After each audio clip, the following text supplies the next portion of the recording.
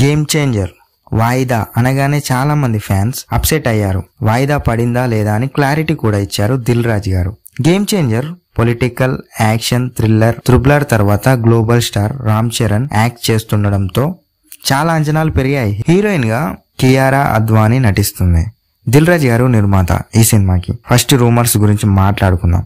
చెప్పాలంటే దేనినైనా ఆగం చేయొచ్చు ఒక రూమర్స్ తోటి. ఉన్నది లేనట్టు లేనిది ఉన్నట్టు ఇలా ఏదైనా క్రియేట్ చేయొచ్చు. అటు ఇటు వెళ్లి బోర్ కొట్టేసినట్టుంది. సో గేమ్ చేంజర్ మీద పడ్డారు గైస్ చాలా మంది. సినిమా వాయిదా పడుతుందని క్రియేట్ చేశారు రూమర్ ని. దీనిపై దిల్ రాజు గారు క్లారిటీ ఇచ్చారు.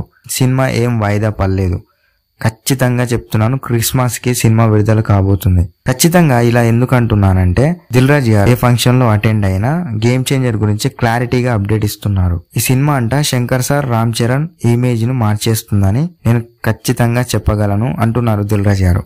చూడాలి గైస్ ఏమవుతుందో. శంకర్ గారు రోబో తర్వాత తన కథ అండ్ తన స్టైల్ మార్చేశాడు, తెలిసిందే కదా మీకు కూడా. అయితే ఇందులో 5 పాటలు ప్రేక్షకుల విజువల్ ట్రీట్ గా ఉంటాయంట.